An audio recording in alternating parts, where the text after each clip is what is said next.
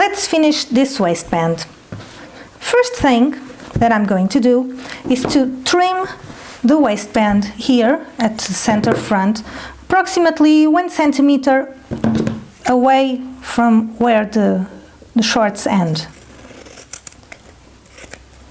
So this is nice, like this. Now I'm going to fold the waistband back to the right side and pin this just a little bit, like so. And now I'm going to get a ruler and, continuing a straight line from the center front, I'm going to draw a straight line across the waistband.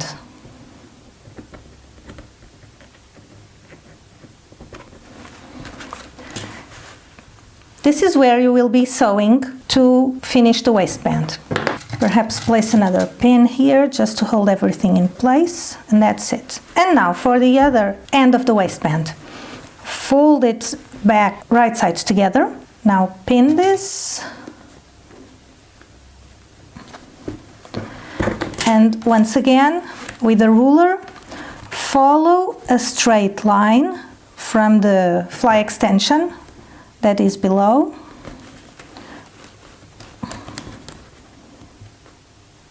And draw a line here, a straight line, like this. I'm just going to verify this line again.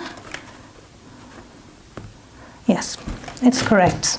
And now, with a short straight stitch, sew along these lines. Now trim this back and cut the corner. Do the same on the other side.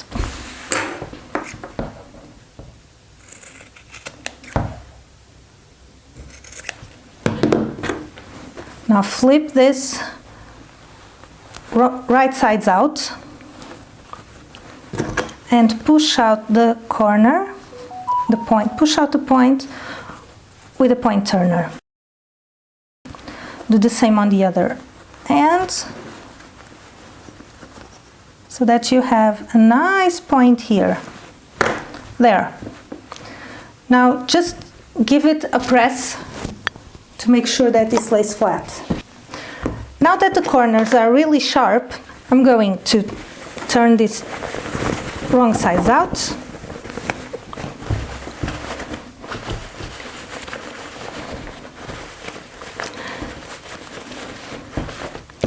And pin the waistband, the inside of the waistband, to the rest of the shorts. There's your stitch line. So make sure that you pin it really covering the stitch line, but not too far down.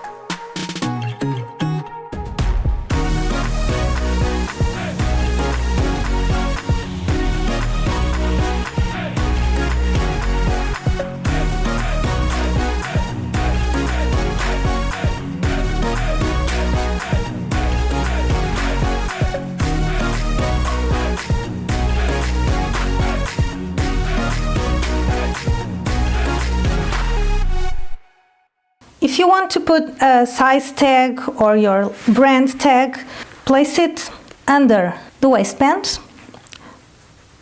on the center back here.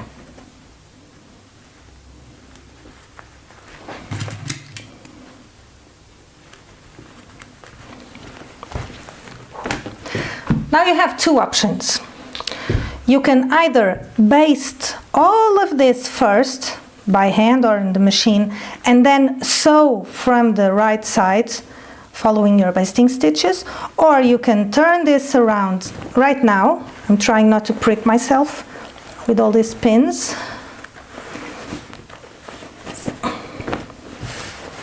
And you can sew from the right side really close to this bottom edge here of the waistband. So it's going to be an edge stitch all the way around, catching this edge, this folded edge underneath.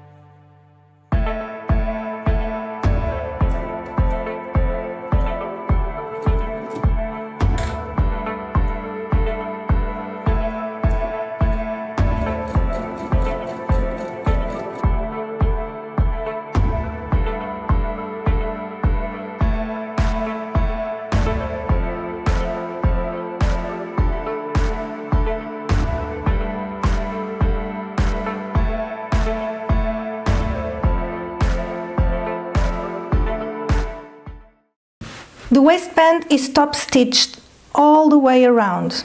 I started and finished under a belt loop. This will be under the belt loop so that the beginning and end is not visible. So I started sewing this way, I went all the way around and then went up and sewed until this belt loop. Then I changed the fabric on the machine, started here and went the other way around until I got here. I did this in 2 steps so that it was easier to fit the shorts around the sewing machine. Now, before you sew the belt loops up or before you feed the elastic through, I like to make the buttonhole. the front buttonhole, because this buttonhole is usually the trickiest one to make. At least when I make pants and shorts and skirts that need a button in the front waistband, it's usually the trickiest buttonhole. So mark a buttonhole with the size of your button. Make it centered with the waistband. Centered means right about here. And start approximately 1 centimeter in from the edge. For example, like this, along here. So this will be my buttonhole. Here is the buttonhole. It turned out pretty well. So now I'm going to open it.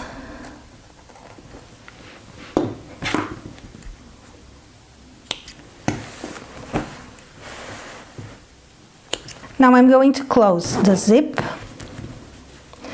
and I'm going to mark where the button will be. When you mark a button on the waistband, do not mark it at the center of the buttonhole, because when these shorts will be on the body, it will pull towards the outside. So mark the buttonhole just a little bit here towards the outside of the shorts.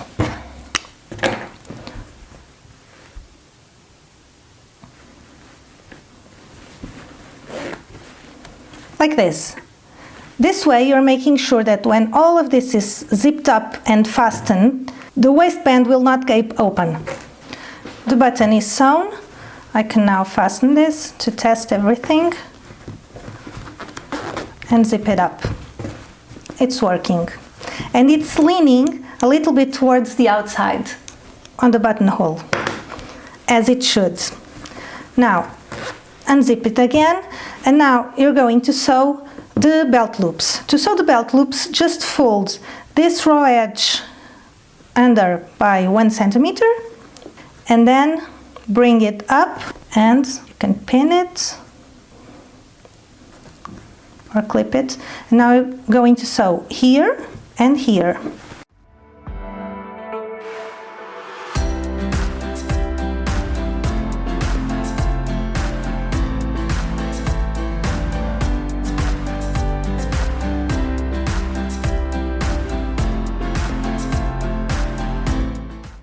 To sew the belt loops, you're going to use a zigzag stitch that is very short and somewhat narrow. So you can use the same zigzag stitch that you used to sew this bar tacks here. You're also going to need, it helps, a seam jumper. Seam jumper to put behind the presser foot to help you sew over these bulks here.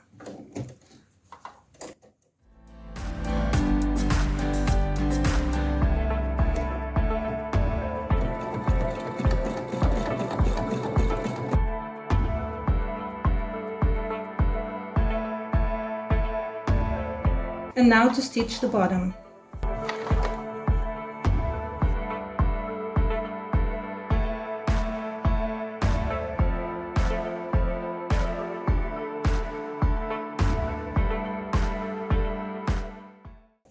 Make sure that you sew really close to this edge, because you don't want to rob space for the buttonhole elastic, because later you will have a buttonhole elastic in, so you don't want to sew inside the waistband.